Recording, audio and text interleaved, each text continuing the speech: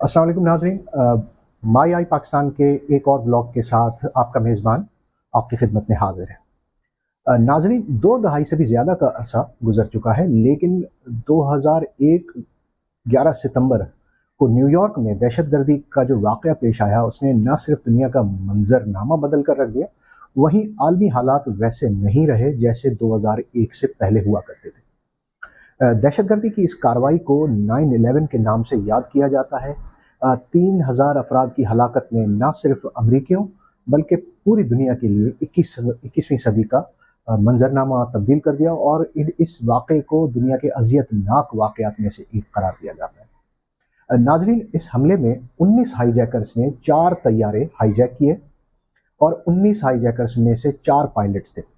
4 में से 2 तैयारे न्यूयॉर्क के वर्ल्ड ट्रेड सेंटर में ट्विन टावर्स के साथ, एक तैयारा वाशिंगटन डीसी दारुल हुकूमत में महकमा दिफा की इमारत यानी पेंटागन के साथ टकरा गया, जबकि एक तैयारा ऐसा था जो कि कैपिटल हिल के साथ टकराने का अगरचे मंसूबा तो था, लेकिन वो रास्ते में ही एक मकाम पर जाके तबाह हुआ।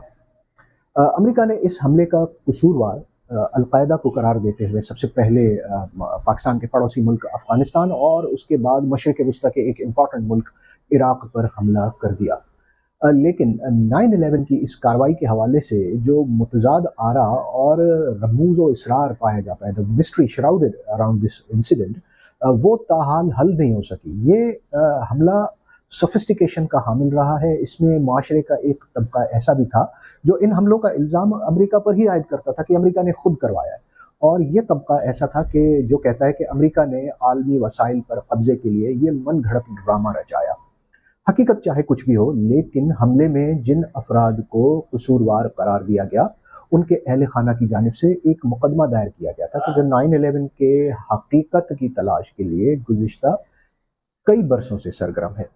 नाज़रीन, हमलों में मुलविस करार दिए गए अफराद में से कुछ ऐसे भी थे जिन्होंने इन इल्ज़ामात की सेहत से इनकार किया। उनके अहले खाना ने इनकार किया और उन्होंने मुकदमा दायर कर दिया न्यूयॉर्क की एक अदालत में, जो कि एक मखसूस स्पेशली कॉन्स्टिट्यूटेड जुरिस्डिक्शन में कोर्ट थी, और उसे नाम दिया गया जो ग्वांटानामो मिलिट्री कमीशन। इस अदालत में पेश की जाने वाली एक तहलका खेज दस्तावेज है जिसने चौंका देने वाली बात की जानिब इशारा किया है। वो बात शायद ही अवाम के वहमो गुमान में अब तक आई हो। ये दस्तावेज जो है वो ग्वांटानामो बे कोर्ट के अदालती फैसलों के रजिस्टर यानी डॉकेट में शामिल थी, लेकिन अवाम के लिए जारी करते वक्त इसके अहम हिस्सों को छुपा दिया गया था, यानी उस पे ब्लैक पेन के साथ या ब्लैक मार्कर के साथ अहम हिस्से मिटा दिए गए थे या रिडैक्ट किए गए थे। लेकिन आज़ाद मुहक्किकीन ने इस दस्तावेज को उसकी असल हालत में हासिल करने के लिए बिल आखिर कामयाबी हासिल कर ही ली, और अब रिडैक्टेड हिस्सों को भी जारी कर दिया गया है, जिस से इस केस पर नज़र रखने वाले तमाम लोग हैरान और परेशान रह गए। दस्तावेज में ग्वांटानामो मिलिट्री कमीशन की जानिब से मुकर्रर किए गए इन्वेस्टिगेटर्स ने और उसकी टीम के सरबराह डॉन कोलेस्ट्रारो ने, जो कि ड्रग एनफोर्समेंट एजेंसी के अहम अहदेदार भी रह चुके हैं, उन्होंने मुद्दे अलियान के वकला की दरख्वास्त पर 9/11 के मामले की मुमकिना तौर पर इसमें सऊदी गवर्नमेंट के मुलविस होने के हवाले से भी ज़ाती सतह पर तहकीकात की थी। अब उसका क्या हुआ, ये एक अलग मामला है। लेकिन 2 हाईजैकर्स के बारे में जो बात सामने आई है वो ये है कि उनके बारे में कहा जा रहा है कि सीआईए वाले इन 2 हाईजैकर्स के बड़े करीब से मॉनिटरिंग कर रहे थे, और अब उनके बारे में बताया गया है कि इरादतन या गैर इरादी तौर पर सीआईए ने इन्हें वर्ल्ड ट्रेड सेंटर पर हमले से पहले ही भर्ती कर लिया था। इन दोनों हाईजैकर्स के नाम, एक का नाम है नवाफ उल हाज़मी और दूसरे का नाम खालिद उल मज़हार बताया गया है। 9/11 हमलों के कुछ ऐसे राज भी हैं जो दहाइयाँ गुजरने के बावजूद अब तक पुरस्रार हैं, और उनमें से एक नवाफ उल हाज़मी और खालिद उल मज़हार की 18 महीनों की वो सरगर्मियाँ भी हैं जो जो which eventually ended up into the world trade centre disasters.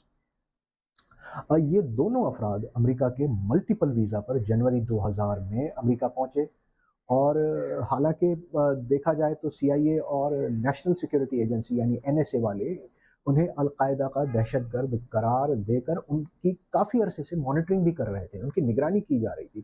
امریکہ آمد سے کچھ دن قبل ہی انہوں نے کوالالمپور میں القاعدہ کے ایک منعقدہ القاعدہ کا ایک اجلاس میں there was a kind of summit in which these both of the hijackers attended this session، اور امکان ہے کہ اسی سیشن میں 9/11 کے حوالے سے کئی باتیں بھی شیئر کی گئی ہوں گی، منصوبہ بندی پر ذکر کیا گیا ہوگا، باتیں ہوئی ہوں گی۔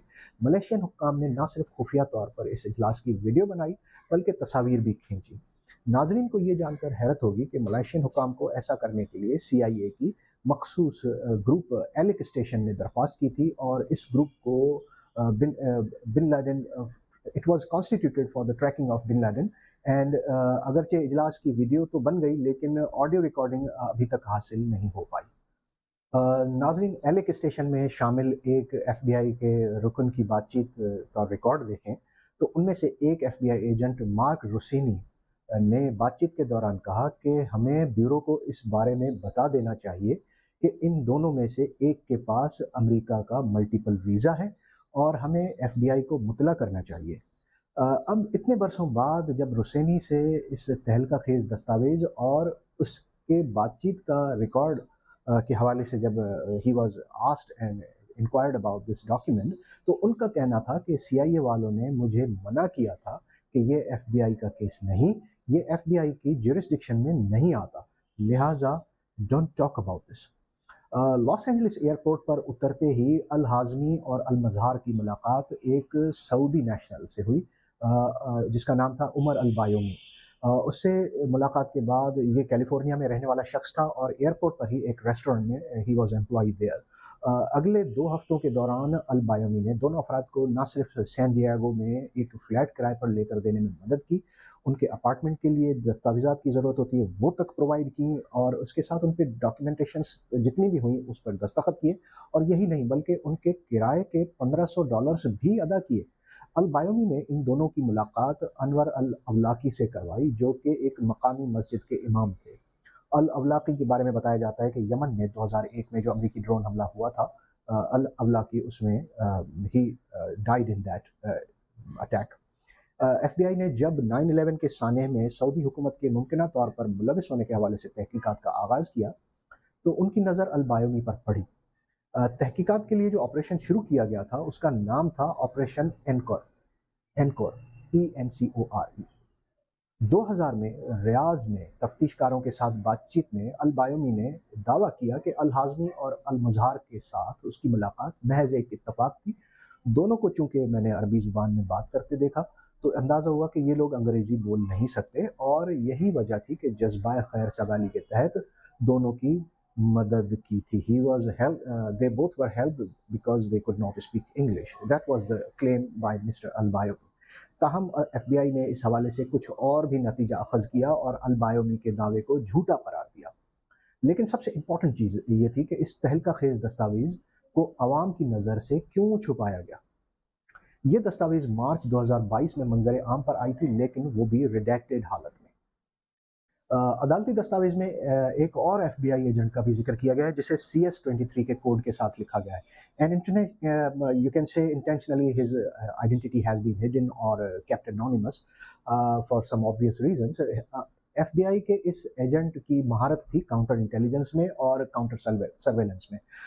اس نے اپنی بات چیت میں یہ بتایا ہے کہ کس طرح CIA والوں نے at multiple times they kept lying about Mr. البایومی، اور they tried to انہوں نے کوشش کی کہ کس طرح سے اس تحقیقات جو ہیں اس کو بند گلی میں دھکیل دیا جائے۔ مثلاً کئی مواقع ایسے تھے جس میں CIA والوں نے کہا کہ they don't know about البایومی and we don't have any files about him۔ So it was مطلب جو ایویلیویشن تھی اس میں ایجنٹ CS-23 کو اندازہ ہو چکا تھا کہ یہ لوگ جھوٹ بول رہے ہیں CIA والے، اور ان کے پاس البایومی کی مفصل معلومات موجود ہیں۔ اس کے علاوہ FBI کے ایجنٹ CS-23 کو یہ تک یقین ہو چکا تھا کہ CIA نے اپنا اثر و رسوخ استعمال کرتے ہوئے الہاضمی اور المظہر کو ریکروٹ کر لیا تھا۔ ان تمام باتوں کی ایک اور FBI ایجنٹ CS-3 نے بھی تصدیق کی ہے اور مزید کہا ہے کہ البایومی نے CIA کی ایما پر الہاضمی اور المظہر کو اپارٹمنٹ لے کر دیا تھا۔ Isn't it quite interesting? Surprisingly, CS-23 का दावा ये भी है कि जब इन तमाम बातों के हवाले से सेनेट और कांग्रेस इंटेलिजेंस कमेटियों ने इंक्वायरी की, तो उस वक्त FBI के जो नुमाइंदे थे स्पेशली उन पर स्पेशल एजेंट्स जिन उन पर वाज़ेह कर दिया गया था कि सेनेट कमेटी में या कांग्रेस कमेटी में इस हवाले से कोई बयान ना दिया जाए। नाज़रीन, आपको ये सुनकर या मालूम जब आपको हुआ होगा तो of course it is quite surprising, चौंका देने वाली बात है कि दुनिया में अवाम एक बड़ी तादाद 9/11 के हमलों की एक साजिश को हमलों की एक बड़ी साजिश समझती रही, जिसका इल्ज़ाम अक्सर मुस्लिम ममालिक पर आयद किया जाता है। और यही जानकर ना सिर्फ अफ़गानिस्तान और इराक़ में चढ़ाई की गई बल्कि उनको बेगुनाह इंसानों को खाक और खून में नहला दिया गया। लेकिन कहते हैं कि झूठ और नाहक खून और कत्ल छुप नहीं सकते।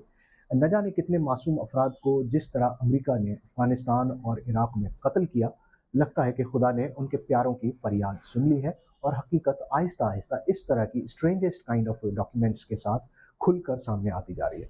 वो दिन दूर नहीं है जब अमेरिका को इन तमाम बेगुनाह लोगों के खून का हिसाब देना पड़ेगा।